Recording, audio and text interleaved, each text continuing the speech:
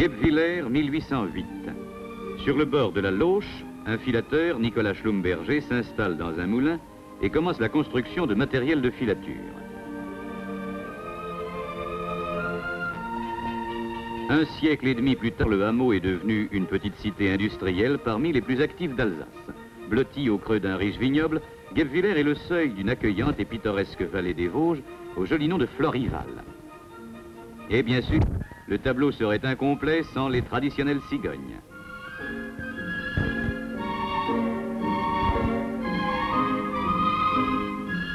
À chaque nouveau printemps, fidèlement, elles reviennent ajouter encore au charme des vieilles pierres romanes de l'église Saint-Léger. C'est dans ce cadre heureux que s'inscrivent sans heurts les 60 000 mètres carrés de l'usine Schlumberger que nous allons découvrir.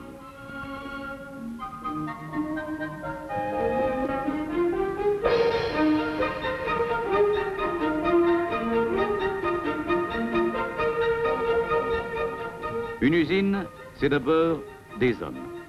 Ils sont plus de 1000. 1000 hommes qui, depuis 4 générations, occupent un poste à l'usine, souvent le même de père en fils. 1000 de ces hommes de la vallée dont on dit qu'ils viennent au monde avec un outil dans la main.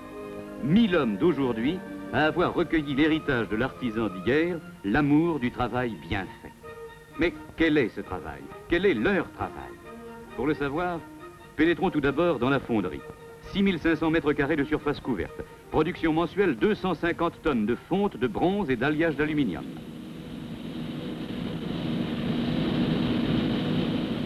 Comme un pilote dans sa carlingue, le pontonnier survole inlassablement le parc des matières premières où il vient puiser à la demande jusqu'à 800 kilos de gueuses de fonte d'un seul coup.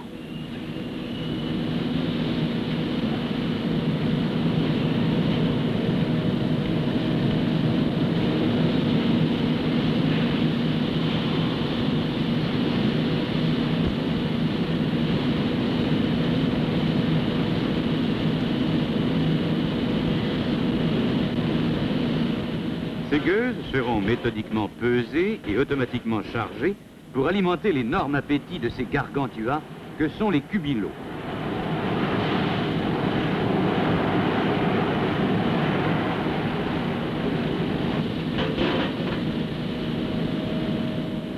Au sortir des cubilots, la fonte liquide est homogénéisée dans une poche mélangeuse avant d'être distribuée dans les poches sur chariot qui servent à la couler dans les moules. Dans cette fonderie, tout a été mis en œuvre non seulement pour réduire au minimum les manutentions, mais surtout pour assurer et maintenir à la fonte une qualité exceptionnelle. Qualité qui a obtenu le label Fond Franc.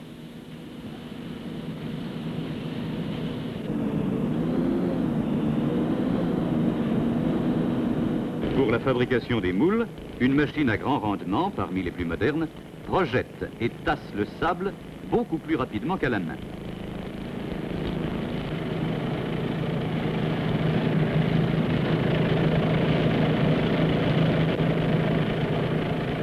Autre procédé, même rapidité d'exécution, cette machine à retournement et éjection automatique permet de fabriquer jusqu'à 100 moules à l'heure avec le minimum d'intervention manuelle et le maximum de précision.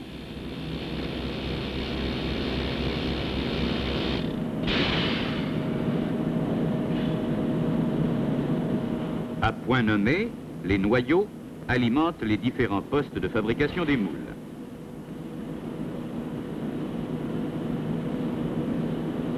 Lorsque la coulée est refroidie, sable et noyaux disparaissent sur les grilles de décochage. Ici, un pied de continu présentant les meilleures conditions d'usinage ultérieur. Tout ce travail prend son origine dans l'atelier de modelage. C'est ici le domaine d'une main-d'œuvre hautement qualifiée. Les modeleurs sont de véritables créateurs. Ils font face constamment aux nouveaux problèmes posés par l'extrême diversité des pièces utilisées dans le matériel textile. Cette diversité nécessite parallèlement à la fonte un stock d'acier de l'ordre de 2500 tonnes, dont l'importance est aussi dictée par le souci de maintenir un programme régulier de fabrication et d'assurer les délais de livraison.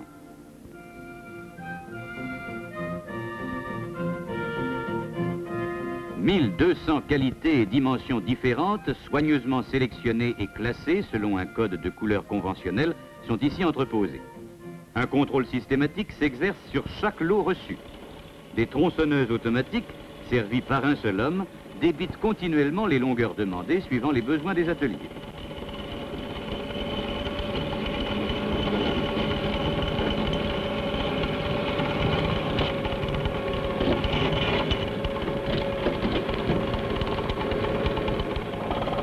Les tours modernes et les machines de fabrication à alimentation automatique exigent des barres écroutées. Cet écroutage, qui s'effectue sur tours spéciaux à fonctionnement continu, a pour but, avec le comprimage, d'obtenir l'état de surface approprié.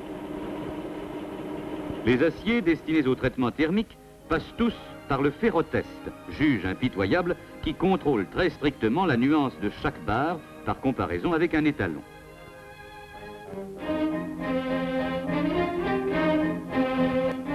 Mais pour traiter des matières de qualité, il faut une main-d'œuvre et un outillage de qualité. C'est pourquoi l'importante section outillage bénéficie des moyens les plus modernes, tels que pointeuses à lecteur optique permettant d'usiner une pièce au micron,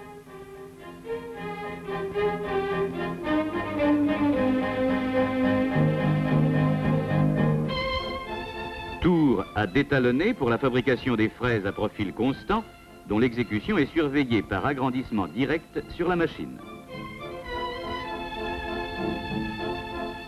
L'outil fabriqué subit encore le super contrôle du projecteur de profil qui grossit celui-ci de 20 à 50 fois. La précision de tout l'outillage correspond aux tolérances les plus sévères requises en construction mécanique. Le grand soin apporté à sa fabrication garantit dès le départ un usinage précis et un contrôle rigoureux. Contrôle poussé à l'extrême, puisqu'il va jusqu'à s'exercer sur les appareils de contrôle eux-mêmes. La métrologie, dans un calme aussi olympien que nécessaire, tour d'ivoire où le micron est roi, la métrologie fabrique, rectifie et vérifie tampons et calibres. Elle utilise pour cela des machines et des appareils d'une extrême précision qui ne laisseront repartir dans les ateliers que des outils de contrôle mesurés en valeur absolue.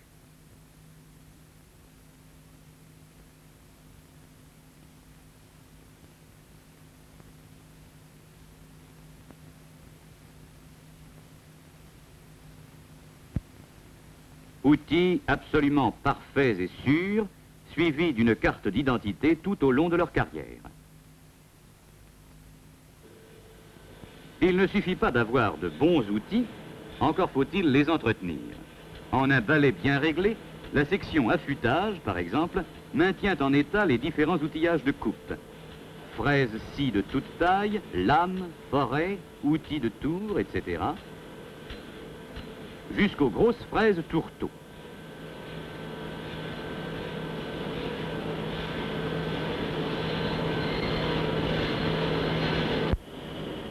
L'usinage proprement dit étend confortablement ces quelques 600 machines-outils sur une surface de 13 000 mètres carrés.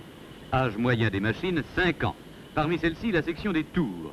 70 tours, parallèles, revolver, à copier, automatique et à cycle automatique. Ces derniers se chargent de l'usinage rapide de toutes les pièces fonte et acier de petites et moyennes séries.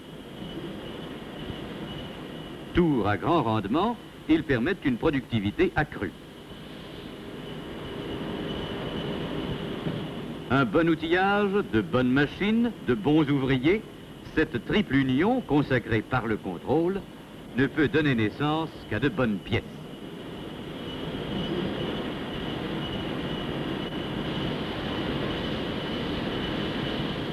La répartition du travail est assurée par un planning central qui distribue les dossiers d'usinage à chaque planning de section. Ces plannings répartissent à leur tour le travail entre les différents postes, suivant les ordres d'urgence.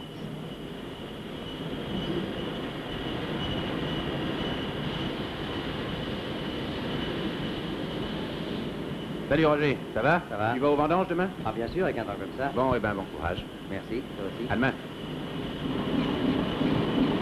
C'est vrai, les vendanges sont commencées. Mais en attendant, il faut terminer le taillage de ces engrenages de précision qui équipent nos machines textiles.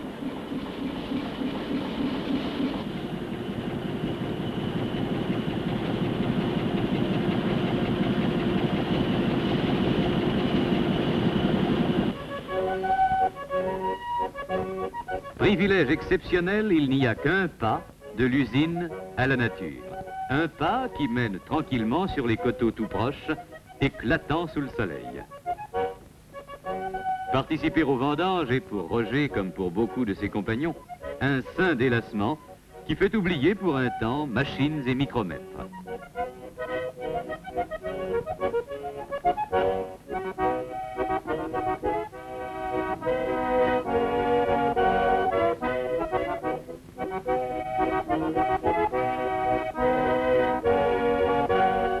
La récolte est belle, le vin sera bon et ira lui aussi porter à l'autre bout du monde le renom de notre petit coin d'Alsace.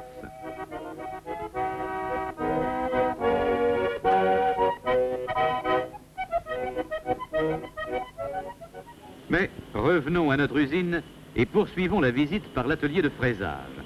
50 machines y sont en service. Les étaux limeurs, entre autres, exécutent les cames par reproduction. Chaque section est pourvue de tous les contrôles nécessaires. Contrôle de dureté et sélection automatique des pièces provenant du traitement thermique. Contrôle des engrenages taillés. La régularité de leur denture en rotation est traduite exactement par la sensibilité du diagramme. Tous ces contrôles sont la règle d'or de notre fabrication. À une opération d'usinage succède toujours une opération de contrôle. Le perçage. Perceuses multiples, à colonne ou radiales, plusieurs d'entre elles sont disposées de façon à n'être conduites que par un seul opérateur.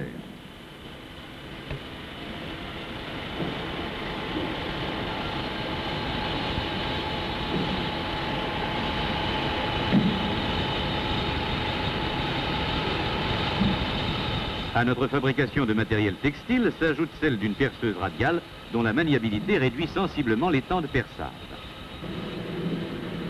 Les grands bâtis sont usinés à la meule sur de puissantes surfaceuses de 40 chevaux. Précision obtenue, 5 centièmes. Une pièce essentielle que l'on retrouvera dans toutes nos machines textiles, le cylindre cannelé. Au sortir du bain de cémentation à 900 degrés, il a déjà subi de multiples opérations de façonnage et de contrôle.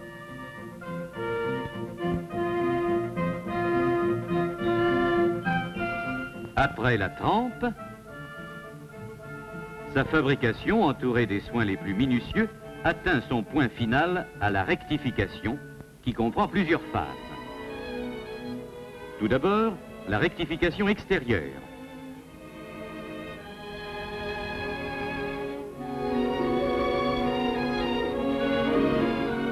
Puis, l'alésage sur tour revolver.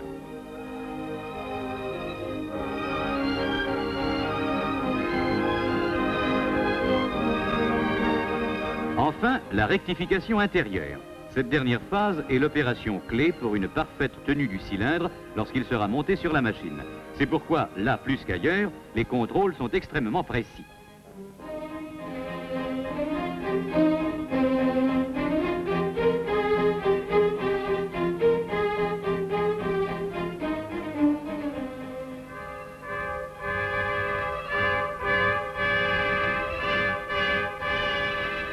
Le contrôle au microscope binoculaire en particulier permet d'apprécier le fini des cannelures. La rugosité des surfaces n'atteint pas 2 microns, ce qui évitera tout risque d'enroulement. Obtenu par un procédé tout à fait spécial à NSC, ce poli exceptionnel reste inégalé.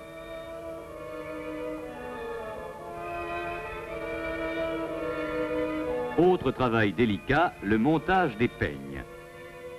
En acier de très haute qualité, ces frêles aiguilles ne nécessitent pas moins les 50 tonnes d'une presse pour leur sertissage dans les barrettes.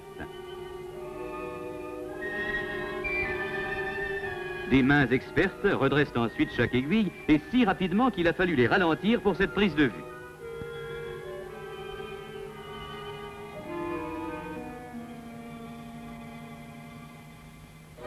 S'il est vrai parfois que les extrêmes se touchent, jetons un coup d'œil maintenant sur l'usinage des grosses pièces.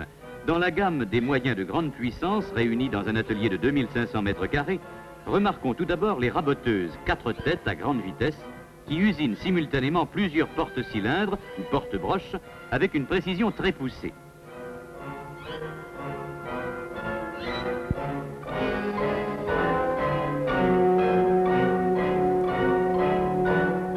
Précision encore pour l'alésage des pièces à grande dimension, telles que les montants de perceuse NST.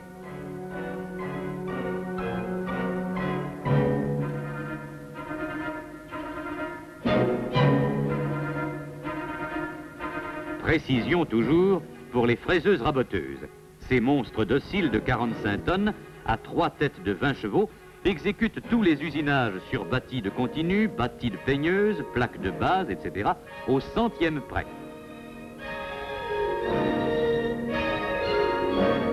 Enfin, les perceuses. Elles sont à l'échelle du reste de l'atelier. Ces radiales à grand rayon d'action réalisent les perçages qui nécessitent un grand déport, comme par exemple sur le pied de continu que nous avons vu naître à la fonderie.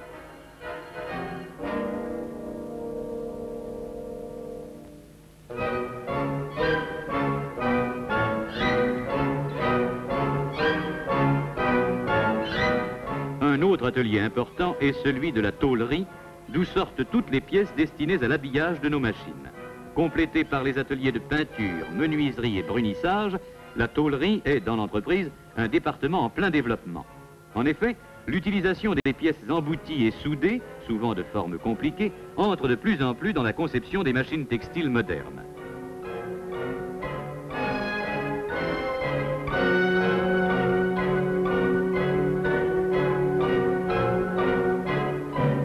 Cette technique fait appel, bien entendu, à tous les genres de soudure.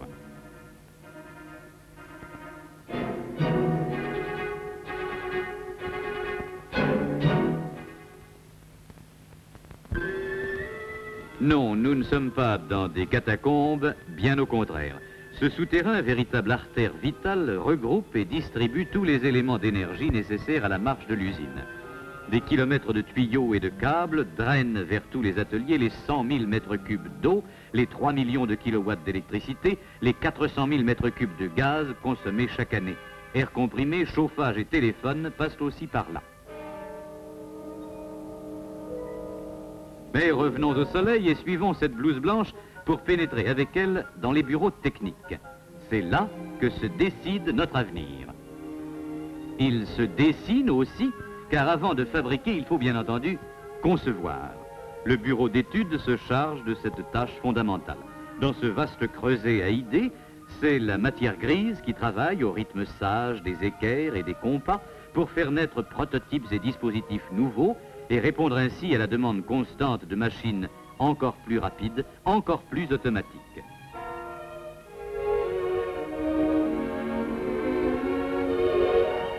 Les nouvelles études sont transmises au bureau des méthodes qui les analyse minutieusement dans le but d'établir pour chaque pièce les éléments d'un dossier d'usinage.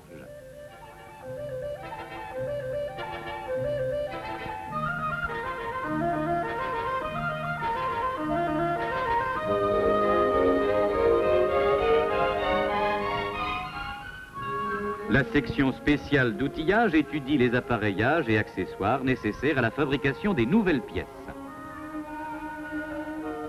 Toute la fabrication étant ainsi préparée, le service ordonnancement, responsable des délais, établit alors les dossiers complets de lancement pour chaque pièce. Au moment voulu, ces dossiers seront répartis dans les différents plannings d'atelier. Après l'usinage, les éléments comptables des dossiers aboutissent à la mécanographie qui les traduit sur carte perforée. Cette machine détaille le résultat des opérations effectuées en atelier et détermine avec précision les prix de revient et les salaires. Passons maintenant au montage réparti sur 13 000 mètres carrés dans un vaste bâtiment de 3 étages et un sous-sol.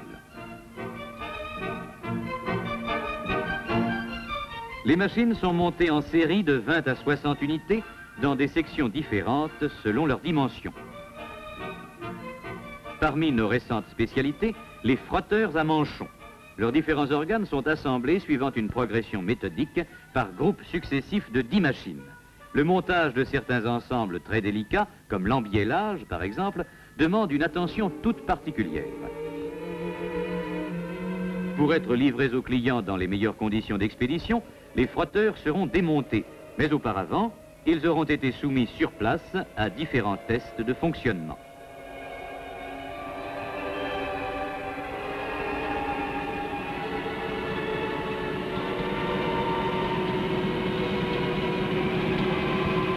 Un contrôle important, celui des dispositifs de réglage. Très facilement accessibles, les réglages sont d'une extrême simplicité. Pour modifier la course de frottage, il suffit de desserrer 2 écrous, d'amener le repère de l'excentrique à la longueur de frottage désirée et de resserrer les écrous. C'est tout.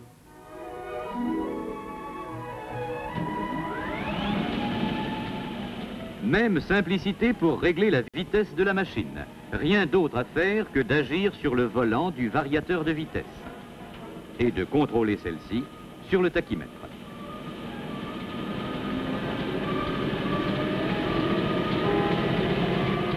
Toutes les commandes de l'appareillage électrique, casse-mèche, compteur d'arrêt, etc., sont judicieusement rassemblées dans une armoire placée sur un côté du frotteur.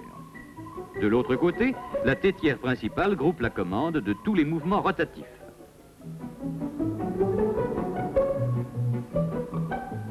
Certains appareillages et divers accessoires entrant dans la conception de nos machines proviennent de fournisseurs spécialisés. À chacun son métier. Moteurs, roulements à billes, écrous, courroies, aiguilles, compteurs, contacteurs et quantité d'autres pièces approvisionnent nos magasins généraux dont le rôle est de veiller à maintenir un stock constant pour pouvoir satisfaire sans délai les besoins en fourniture des ateliers.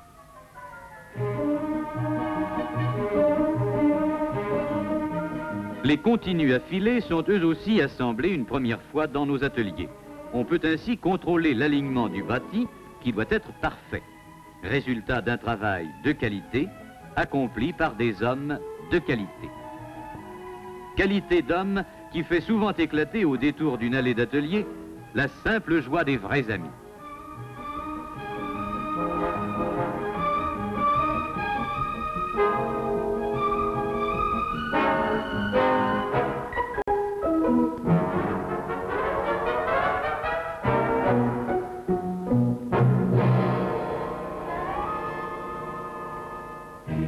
Tous les modèles de nos machines sont installés en salle d'essai et de démonstration. Simplicité, par exemple, du réglage du rejet de continu à filer. Ce mouvement planétaire règle la formation de la bobine.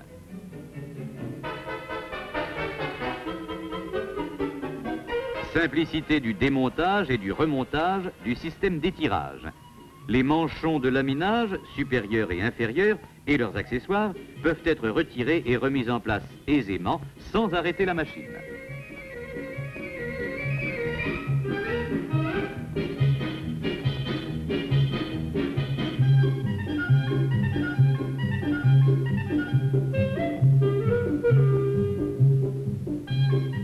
Les fils cassés sont automatiquement éliminés par le canal d'aspiration et récupérés dans une caisse amovible grâce à une turbine.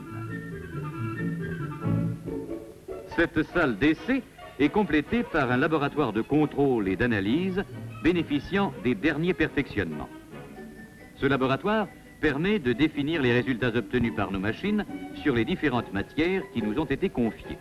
Ainsi, nous pouvons conseiller utilement les filateurs et rechercher avec eux les solutions les mieux adaptées à leurs problèmes particuliers.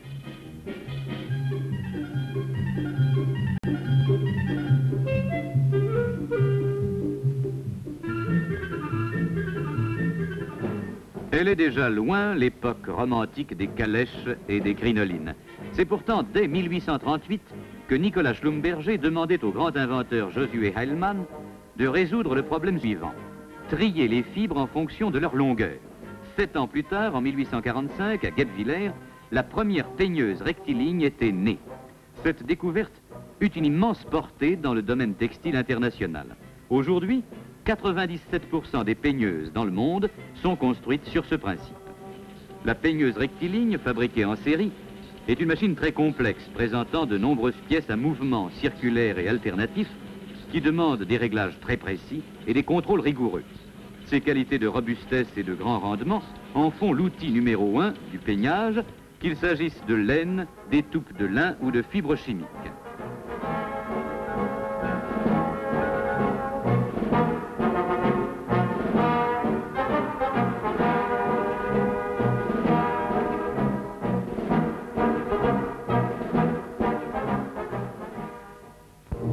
il convient d'ajouter aux fabrications NSC un autre fleuron, l'intersecting à grande vitesse, dont la vogue ne cesse de croître.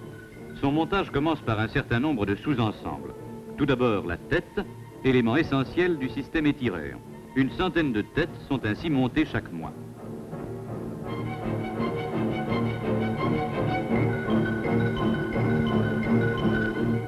Autre sous-ensemble, les dispositifs régulateurs. Ils sont eux aussi montés en série.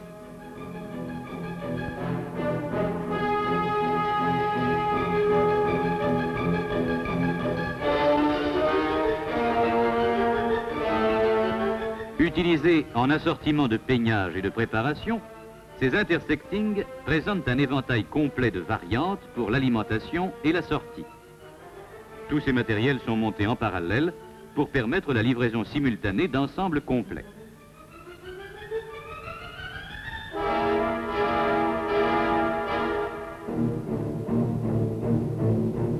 Comme sur nos autres machines, les pignons de commande de l'intersecting sont très rapidement interchangeables selon les réglages désirés.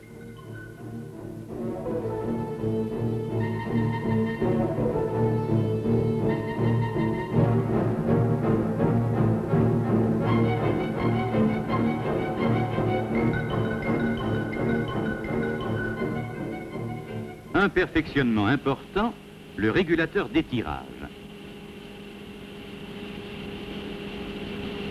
Sensible aux moindres irrégularités de la matière entrante, il apporte automatiquement les corrections nécessaires, ceci par le jeu d'une roue à mémoire et d'une courroie se déplaçant sur un jeu de poulies coniques. Ce simple dispositif permet de réduire le nombre des opérations. La partie supérieure de la tête s'ouvre sans effort et se verrouille automatiquement. Même dans cette position, les vis restent en prise. Le synchronisme entre les deux jeux de barrettes est ainsi maintenu. Les intersectings assortis sur bobine peuvent être complétés de l'éjecteur automatique. Les différents mouvements combinés de cette machine effectuent sans interruption l'éjection de la bobine terminée et le démarrage de la suivante, supprimant ainsi toute intervention de main-d'œuvre.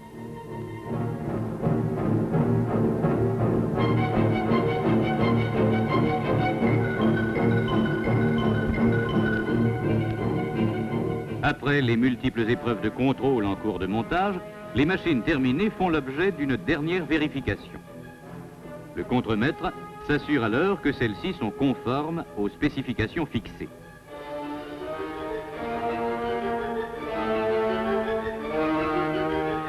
Une nouvelle machine s'en va. Déjà, elle ne nous appartient plus.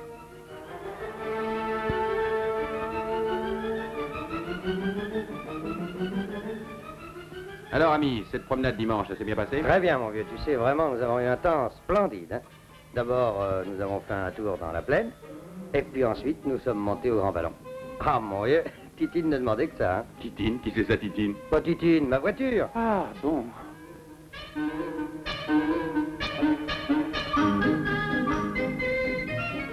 Il y avait un peu de vent, mais tu sais, on respire bien là-haut. Tiens, j'en ai profité pour faire des photos. Tu sais ce que c'est, la famille en réclame toujours. Ah, puis il faut dire une chose, moi j'aime ça. Ah, ça oui, t'as t'es un mordu, toi. Elles sont réussies, tiens, regarde. Hein?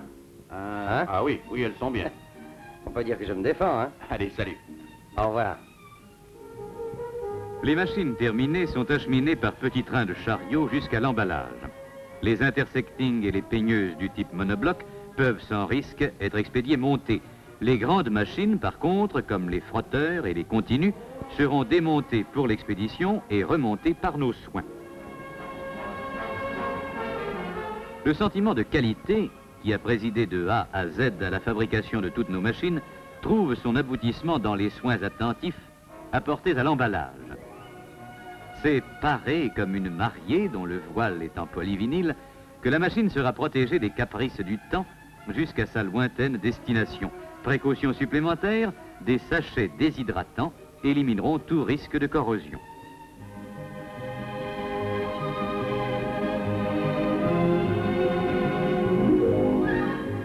Il ne reste plus qu'à apposer sur ces écrins de bois brut les noms des pays où nos machines iront vivre.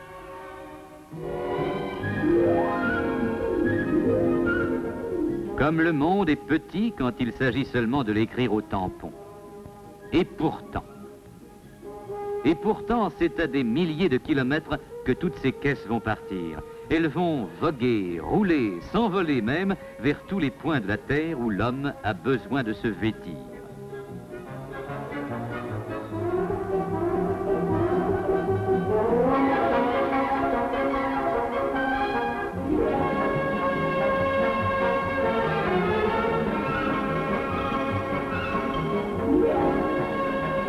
Bon voyage, peigneuse, intersecting, frotteurs et continus. Allez porter partout le renom de l'industrie française et servez bien ceux qui vous ont choisi.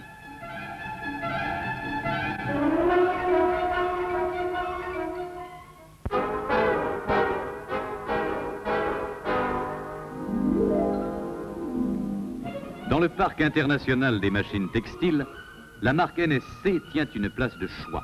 À titre d'exemple, visitons rapidement quelques-unes des très nombreuses installations réalisées. Ici, un atelier de peignage dans une grande filature de Belgique.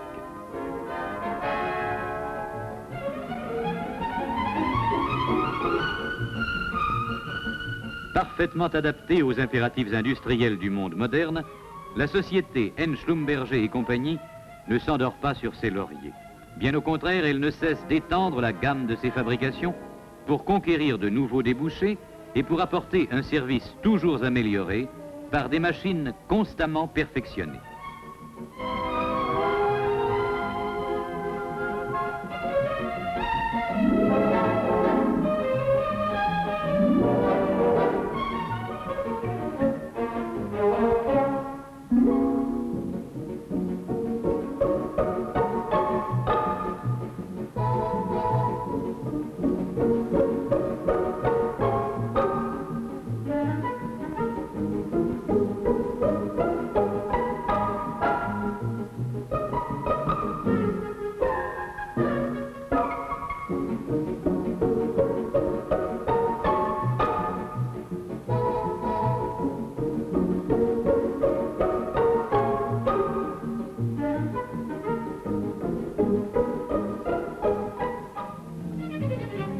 Dans une importante usine du nord de la France, cette salle de préparation de filature est équipée d'un ensemble judicieux d'intersecting.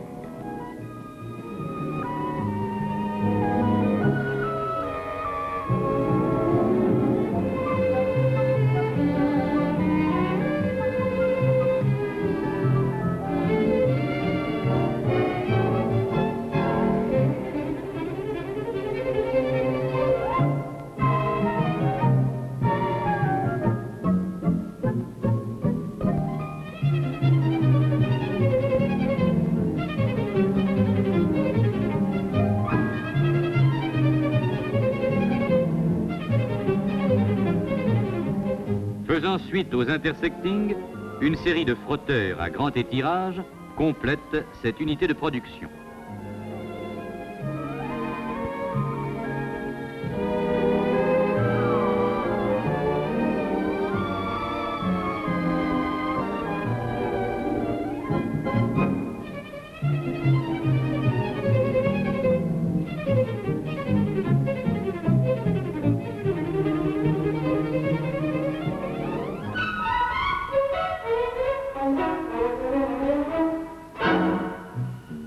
C'est enfin à Tourcoing que nous trouvons dans une grande filature l'exemple d'une installation particulièrement importante de continu à filer la laine.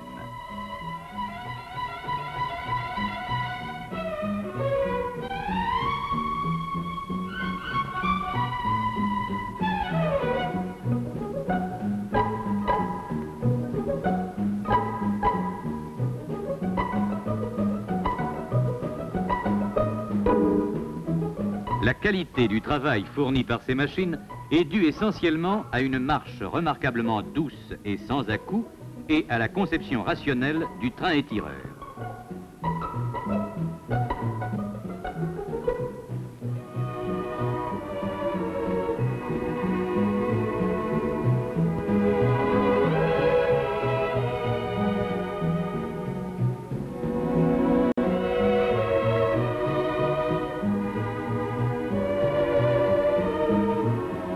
un carrousel fantastique, 24 000 broches tournent inlassablement sur les 60 continues de ce type en service ici.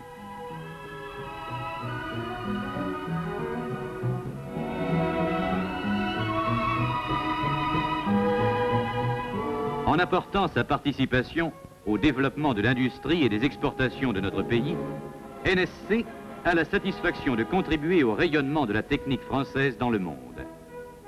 Il y a plus de 150 ans, Nicolas Schlumberger se doutait-il qu'un jour, sous toutes les latitudes, des centaines et des centaines de machines porteraient ses initiales? Se doutait-il qu'à travers les guerres et les crises économiques, son modeste moulin deviendrait une grande usine? De génération en génération, ses successeurs se sont toujours attachés à garder son œuvre vivante. Mais une usine, si bien équipée et si bien organisée qu'elle soit, n'est qu'un outil. Et que serait cet outil s'il n'était pas confié aux hommes? À des hommes dont l'habileté et la conscience professionnelle sont légendaires au pays d'Alsace. À des hommes enthousiastes à parfaire leur formation, non seulement technique mais aussi psychologique, par tous les moyens modernes mis à leur disposition. Former les hommes, c'est bien. Les faire, c'est mieux. Cette belle responsabilité revient au centre d'apprentissage. Une centaine de jeunes garçons viennent y recueillir le précieux enseignement qui fera d'eux non seulement nos meilleurs ouvriers, mais encore une grande partie de notre future maîtrise et même de nos techniciens.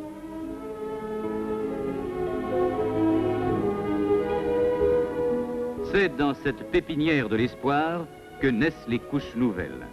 En 3 années d'études, la jeune ardeur de nos apprentis s'assouplit aux disciplines de la précision, de l'ordre et de la méthode qui sont à la base de tout véritable métier.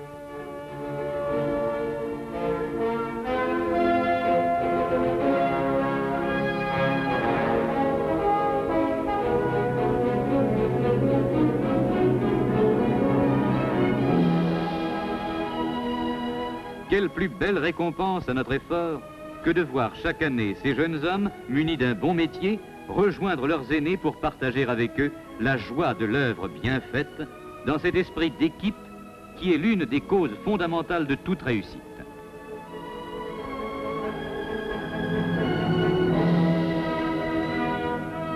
C'est sur ces visages qu'il faut lire avec confiance l'avenir de notre maison.